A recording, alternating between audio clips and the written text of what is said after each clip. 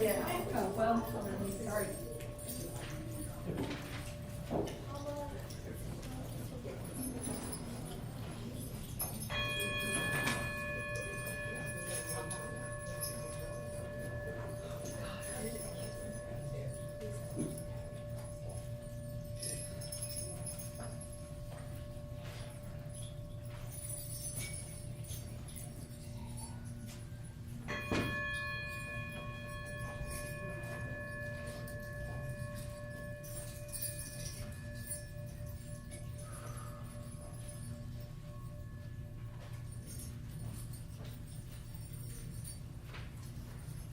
Amy, thank you for donating this. It's like such a joy to listen to it. Yes, it is.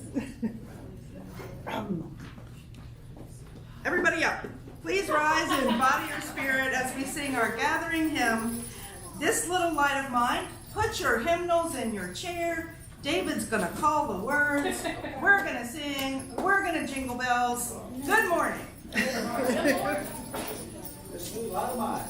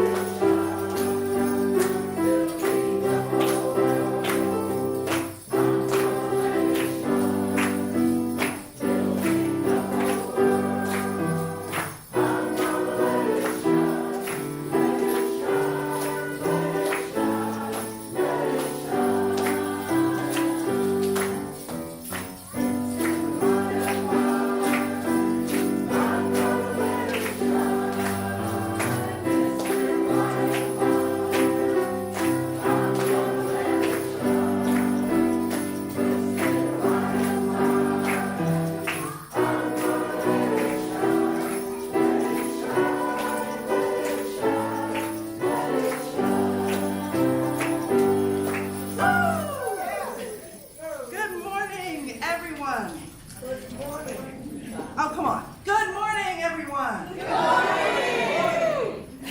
Welcome to the Unitarian Universalist Congregation of Hillsborough, also known as Ooch. Come on, y'all, you know this.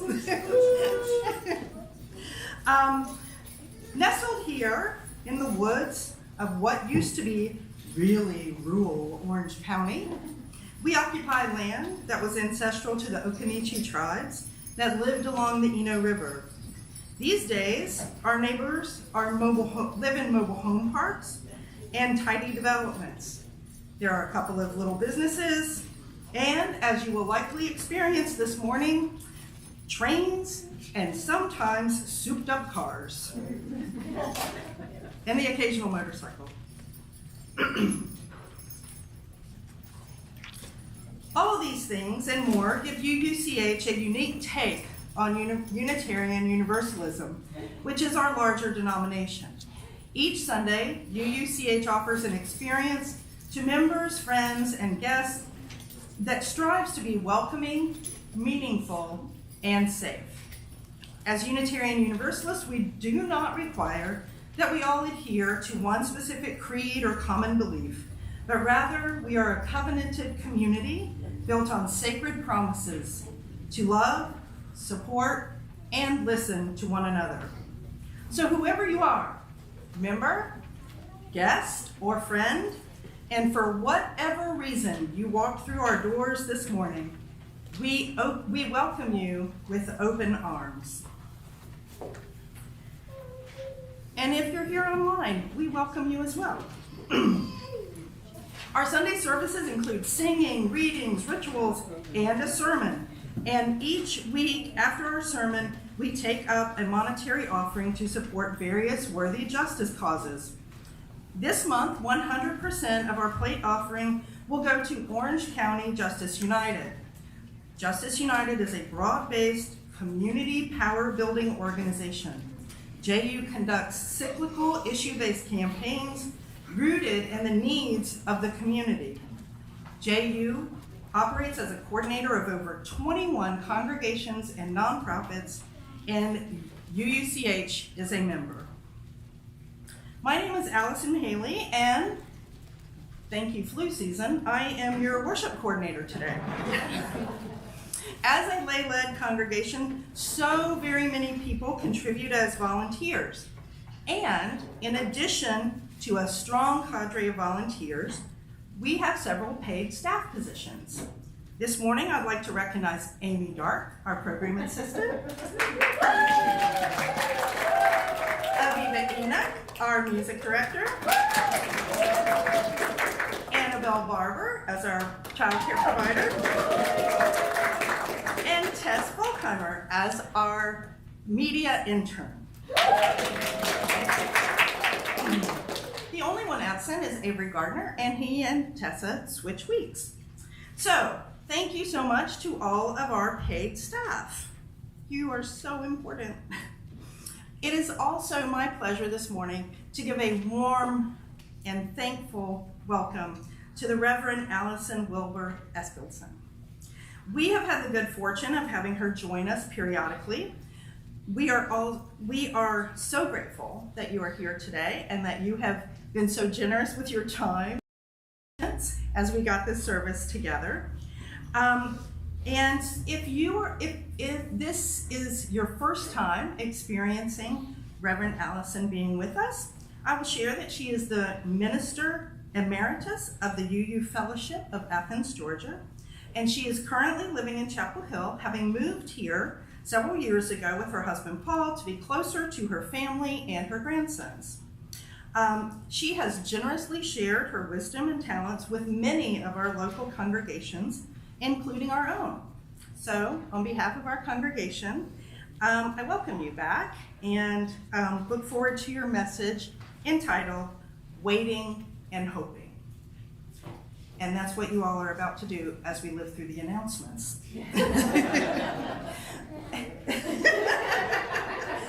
If you would, please flip your order of service over and look at the announcements, and then I'm sure that lovely Amy is going to come to the microphone with more, and we leave you to it.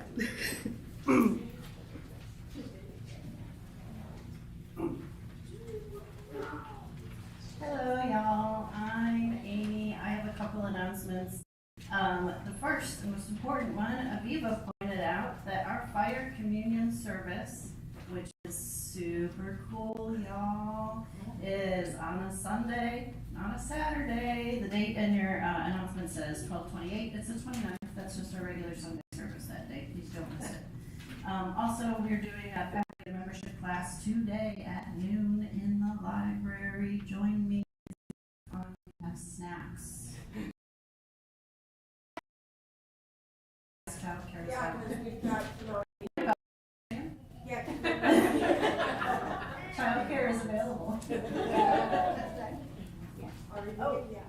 We also have stuff that was left at the parade. So see me. I'm going to put a pile somewhere. Pile in the RE room already. There's a pile in the RE room of Boston Found stuff from the parade. Yes,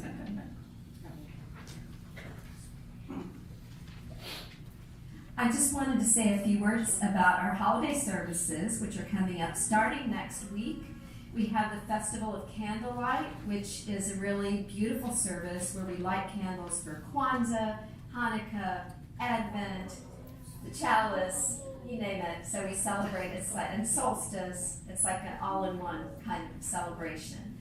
And that's our regular Sunday service next week. And then on the 24th, we have our Christmas Eve service, which is at 5 p.m., and we have a UU minister, Reverend Holly Sullivan, is going to be leading that, and she does a fabulous job, and the choir's going to sing, so hope you'll come to that. And then we have the fire communion service on the 29th, and where we'll be releasing 2024 and welcoming in 2025 with a really fun ritual that involves burning stuff. Is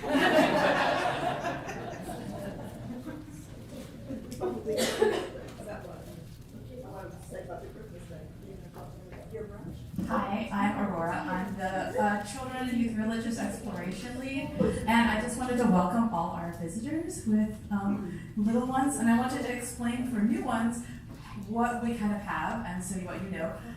So if you have anyone who's 5 and under, and they may want to do something other than sit through a service, come grab me or Annabelle, and we will be happy to take them to the early room. Just raise your hands. Does anyone need that right now? I'm happy to.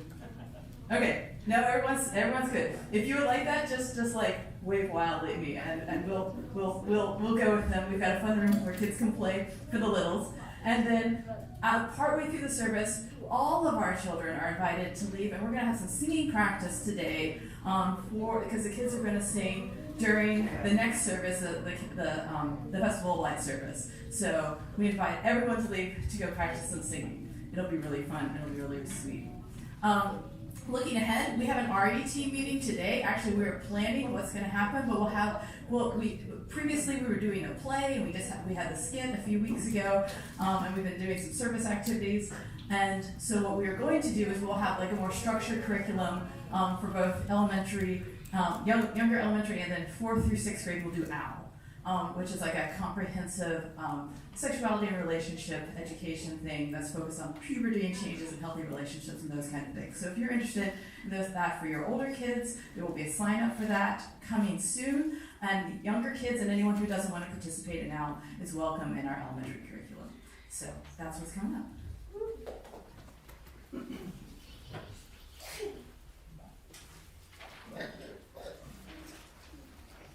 I know this was in the e-news, and thank you, Amy, for all of the wonderful things you put in the e-news. I'll put in a plug for e-news if you don't already have it. It has lots of information in there and photographs and all sorts of things.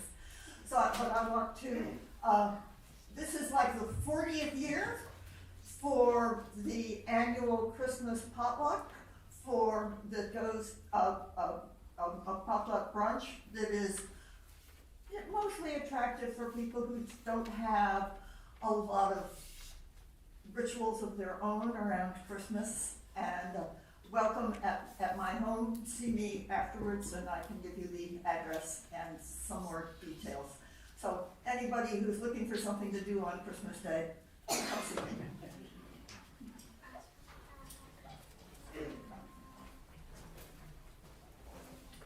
Hi, I'm Alicia, and today is the 3rd Sunday of the month, which means that we are hosting game night at our house tonight. You are all welcome. If you are new and this is your first time, you are still welcome to come to my house, come find me, and I will tell you where I live. We usually start somewhere between 5 and 6, but you're welcome to show up whenever it's convenient for you. Aurora usually brings food, and you're welcome to also bring food or not, as you prefer. You can bring your favorite games, or we have about 350 at my house to choose from. So if you want to come to game night tonight, let me know.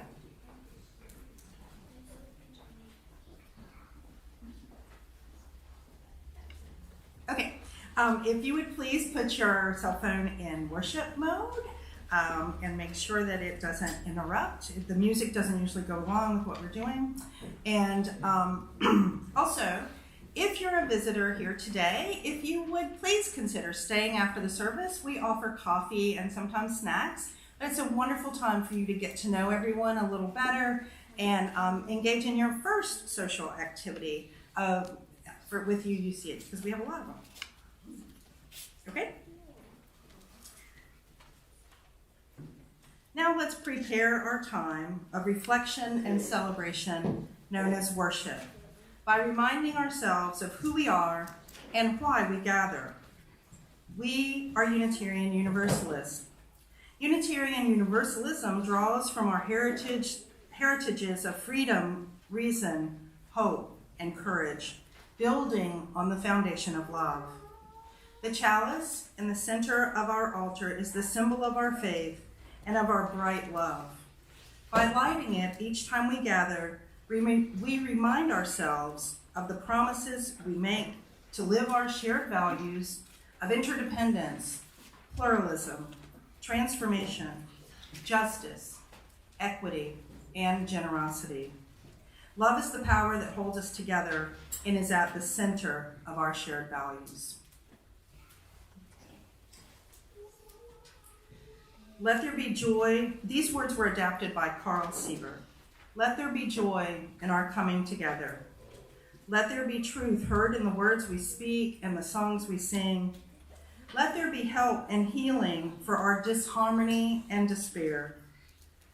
Let there be silence for the voice within us and beyond us. Let there be joy in our coming together.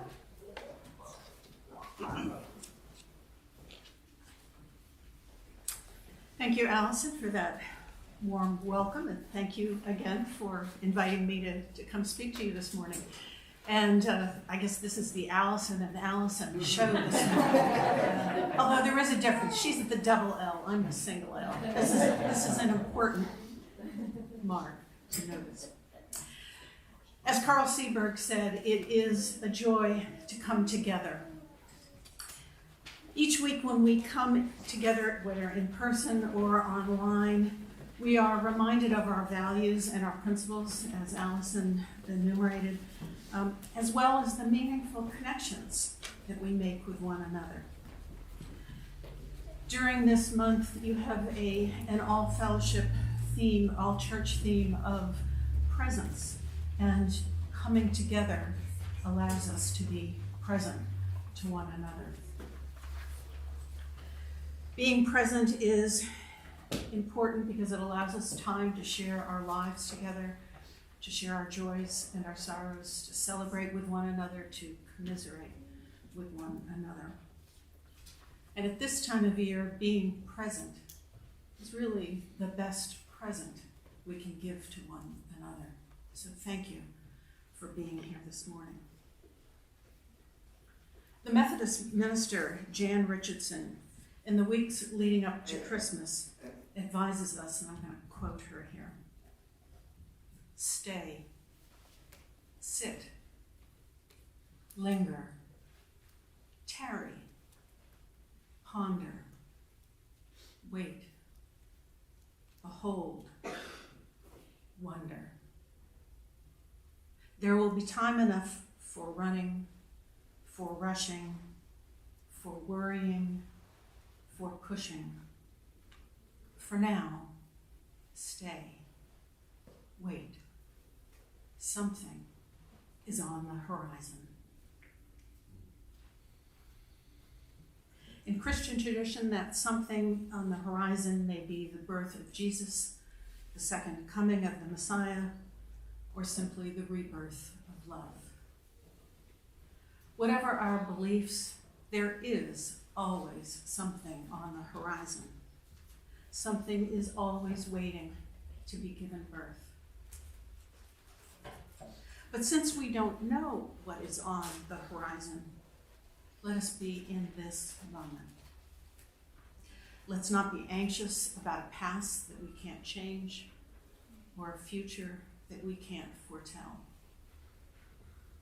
So we wait. We wait for the solstice, for Christmas, for Hanukkah, for the new year. Let us wait for what is to come patiently, and let us wait together. I invite you now to rise in body or in spirit to sing our opening hymn, number 295, which celebrates that journey, not the destination, perhaps the waiting, not what is to come.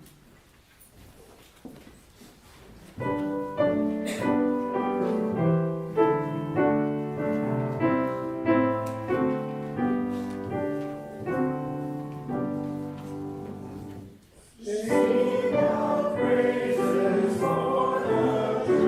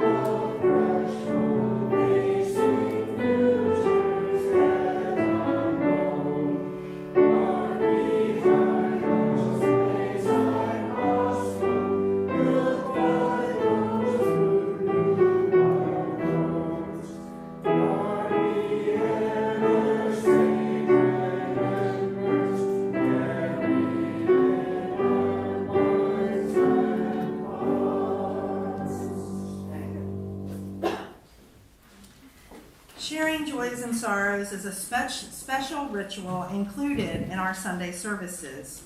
This ritual includes both sharing out loud and silent acknowledgments of concerns, sorrows, or joys and special milestones that have occurred this week.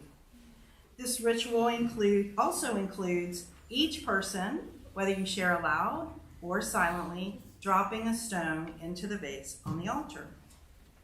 This symbolizes our communal connection as a collection of all of our experiences. By taking time to share, we strengthen the bonds between us.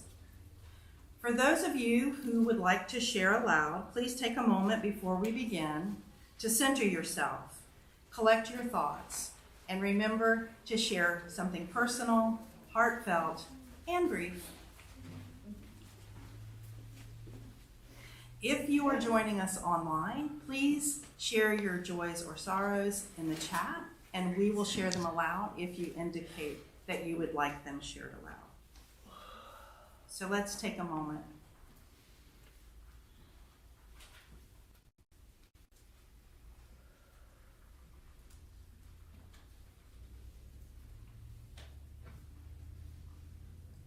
When you're ready, come forward, share your name, and go to this microphone.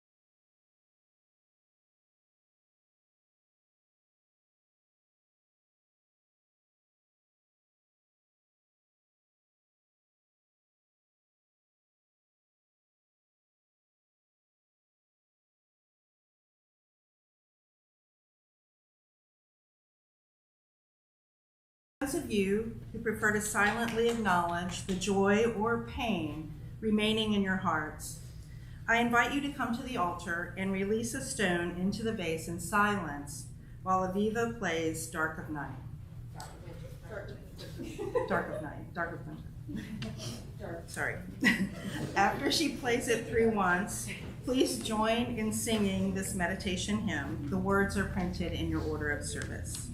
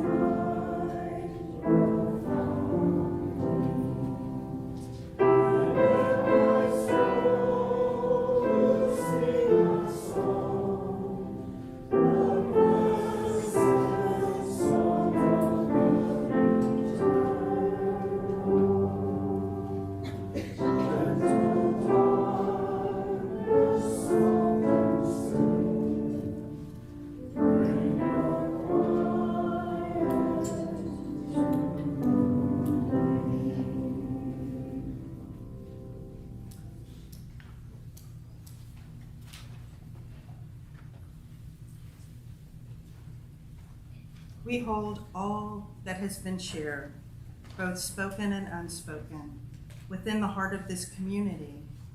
Let us remain silent for a moment as we consider how we might lovingly respond.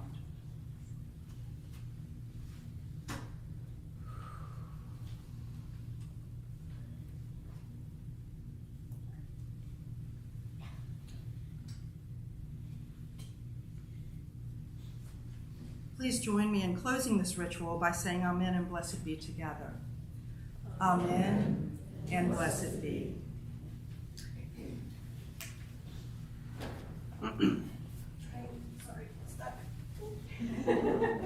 Okay, as was mentioned, I'm going to be continuing to teach the children a carol that we're going to sing during the service next week. So if you could turn to the back cover of your gray hymnal, and we're going to sing the children to class.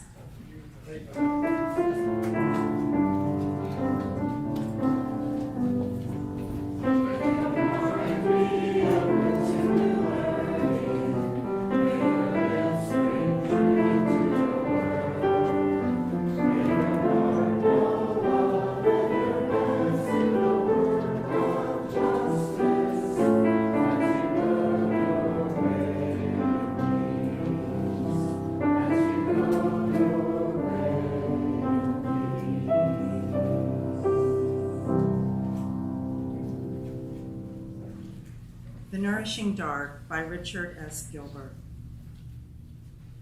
We pause in the holy quiet of the nourishing dark. The days are short now, darkness overtakes light. We miss the sparkling daylight hours, the long days of brightness and activity. We yearn for their swift return and wonder if we can wait, or if our patience will at last give out. We forget the nourishing dark at our peril. There is mystery in the dark to be probed. There is the adventure of which cannot be known, cannot be seen, can only be experienced in the soul. There is deepness in the dark, impenetrable and inviting. In the darkness, we rest our bodies and our souls. We escape that which distracts and confuses. We come face to face with ourselves.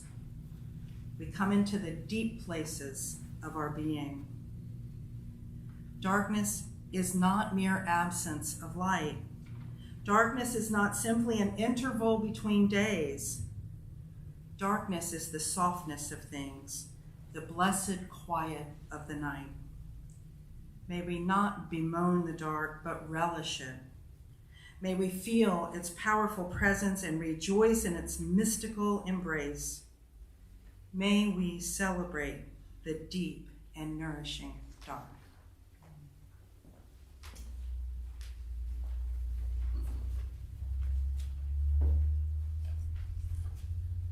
We pause in the holy quiet of the nourishing dark.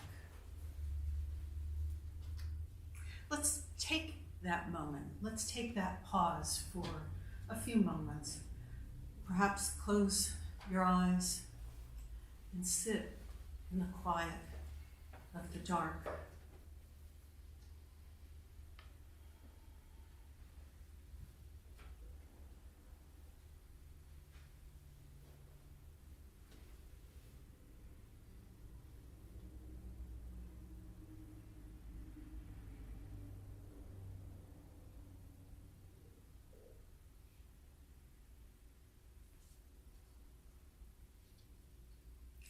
Even when we open our eyes, we remain in a time of darkness.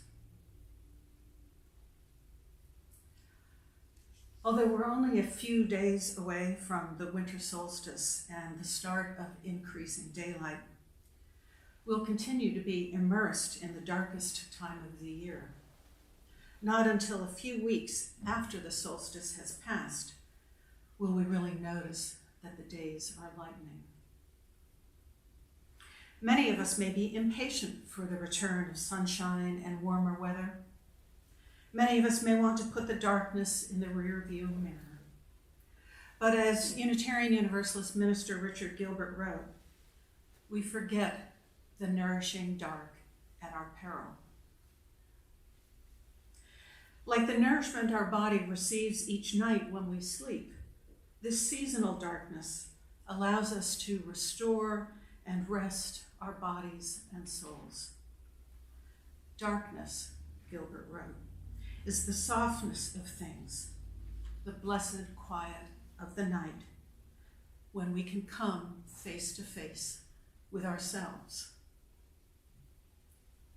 We can face ourselves because the darkness blocks out all that busyness of the world around us. It removes whatever might distract us from looking inward. It eliminates the harsh glare of daytime reality. Instead of waiting impatiently for the light to return, we can rest a while in the softness of the dark and learn what there is to discover about ourselves. We can be fully present to ourselves. While waiting, we can be fully present to each other as well. We can listen to each other's fears and hopes, joys and sorrows. Together, we can put in proper balance the dark and the light in our lives. Darkness is a gift. Without darkness, we could not appreciate the light. Without darkness, the beauty of twinkling Christmas lights and clear, starry skies could not be seen or enjoyed. Without darkness, we might not probe what cannot be seen, the mysteries that lie within the deepest recesses of our hearts, souls, and even the universe. The dark of winter is a liminal time. Liminal meaning an in-between period, a time between what was and what will be. A time when we're on the threshold of something different, something new. A time of happy anticipation or fearful anxiety. Liminal space lets us get ready for what lies ahead. It is a time of waiting. Waiting may imply passivity, but it's really not passive if it means we're recovering from something or preparing ourselves or considering something new to begin. Waiting and darkness can be a fruitful gestational time. Although I look forward to the coming light, ever since early November, I've needed the darkness. Perhaps you have too. My TV literally has been dark because I didn't want to face the results of the presidential election. I needed the dark to heal my wounded spirit. I needed the dark to help me gain the strength to recover and to emerge from despair. I needed the dark to restore my faith that the future I desire will one day come. I'm still feeling wounded, but I'm getting ready to begin anew, to fight for the values and principles we wish to see, the ones we believe in, to have a fair and just world. The darkness has allowed me to restore my sense of hope.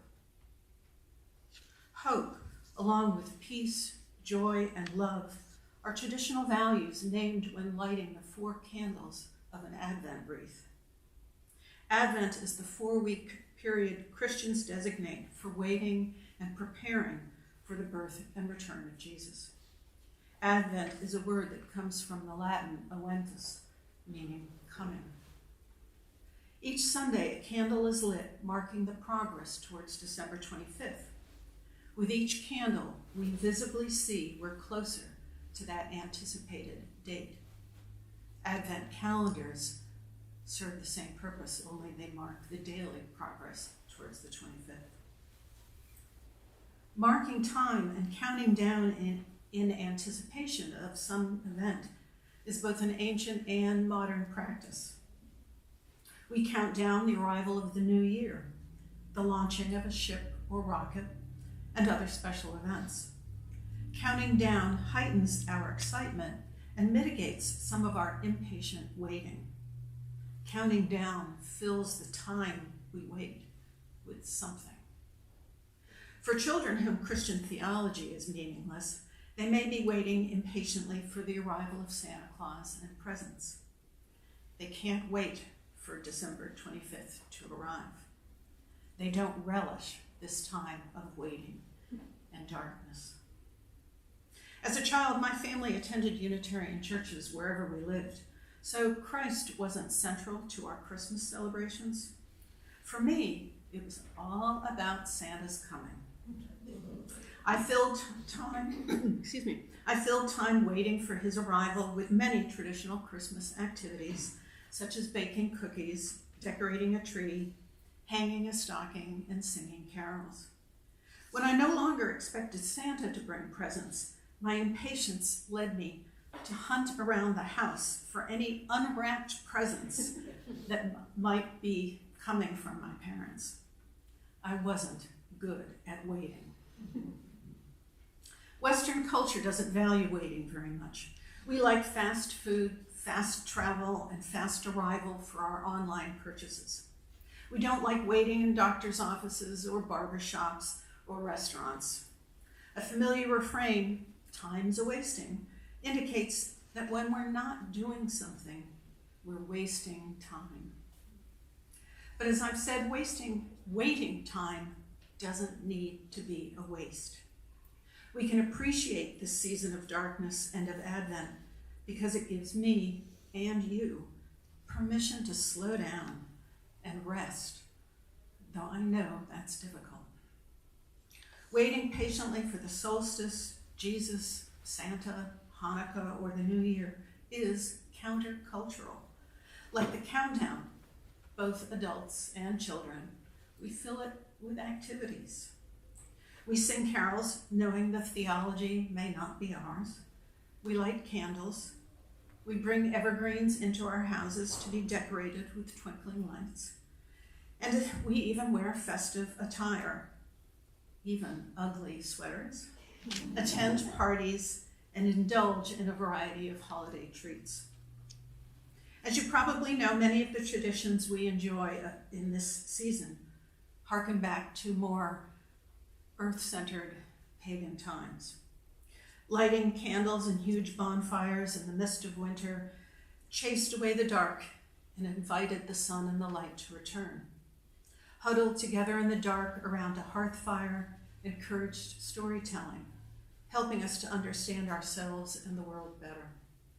Decorating our homes with evergreens assured us that life would endure, despite so much of nature appearing to die. I need that assurance. I need to remember that all is not lost. I need the promise of a better future coming on the horizon, even as distant as that horizon may be. That hope is my salvation, and perhaps yours as well. In the remaining weeks before the presidential inauguration and more noticeable light-filled days, try not to be consumed by anxiety. I have to tell myself over and over that mantra.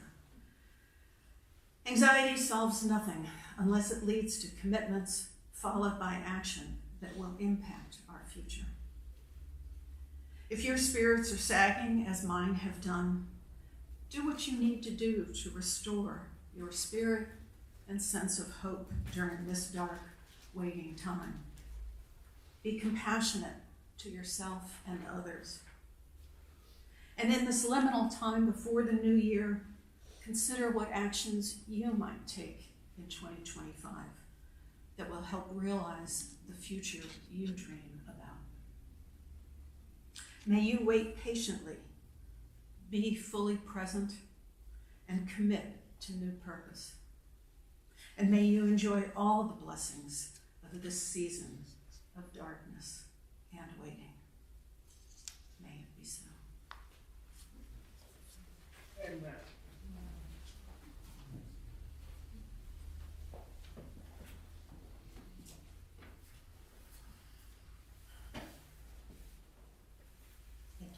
Thank you so much. Each Sunday after our sermon, we take up a monetary offering to support various worthy causes. For the month of December, our plate will go to Orange County Justice United, as I shared at the beginning of the service. Please donate by placing cash or checks in the offering basket, and if by check, please write plate in the memo line, and if you do it online, please also select plate. Thank you so much for your generosity.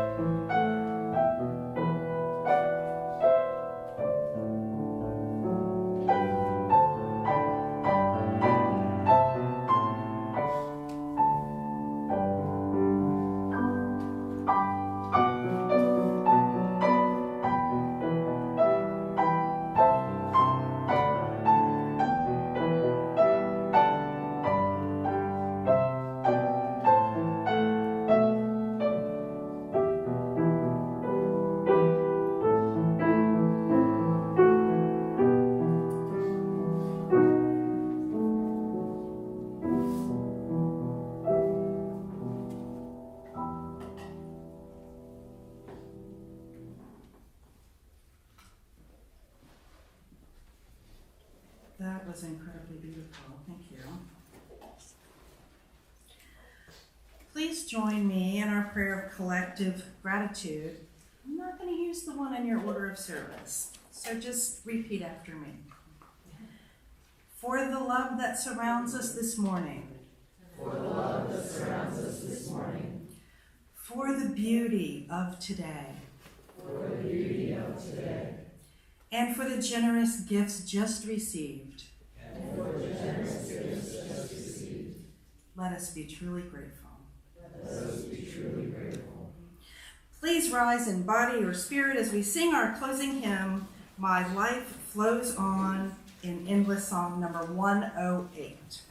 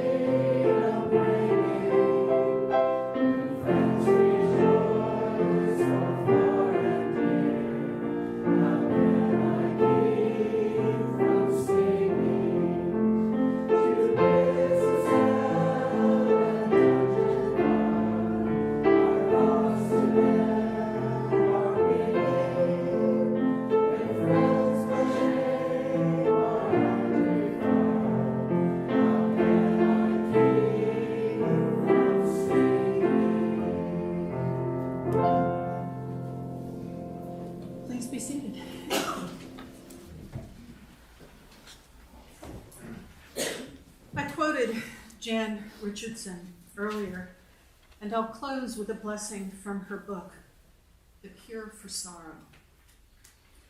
Or before I read this particular blessing, she writes that a blessing offers a glimpse of wholeness and claims that wholeness here and now.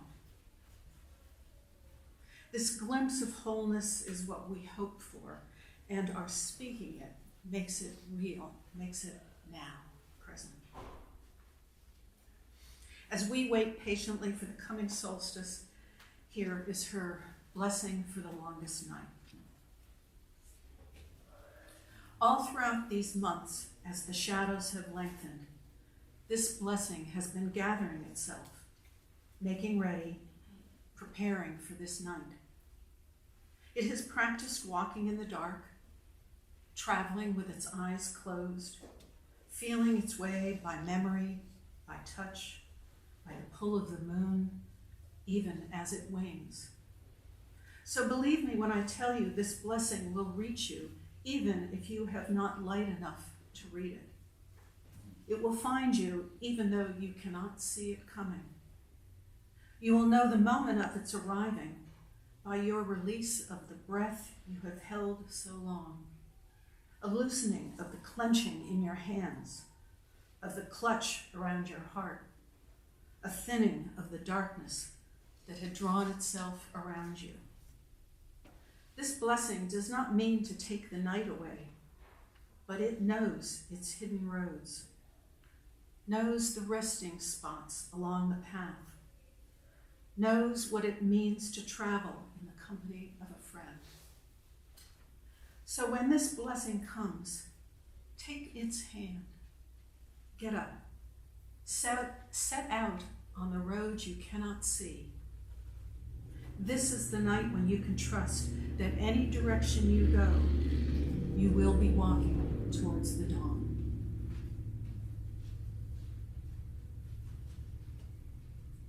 In these days of darkness, know that you are walking towards the dawn. And as our closing hymn has suggested, we can hear the music and we can sing. Amen. Blessed be. I now invite us to extinguish our chalice and to say our traditional words. As we extinguish this flame, let not the light of truth, the warmth of community, or the fire of commitment, these we carry in our hearts until we are together again.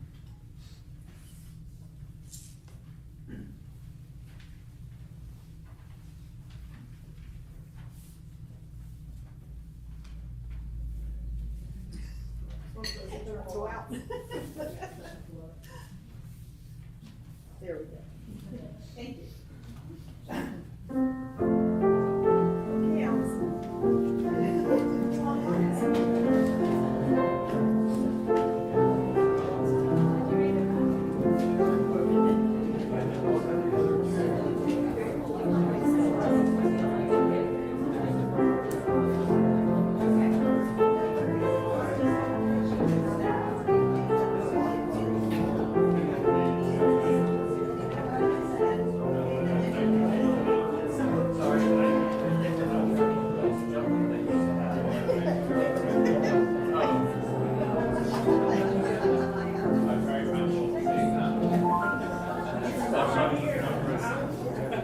Okay, Yeah, it's my profile.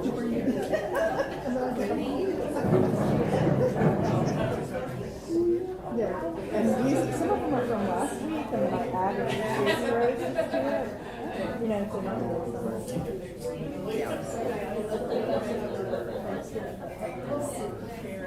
Yeah.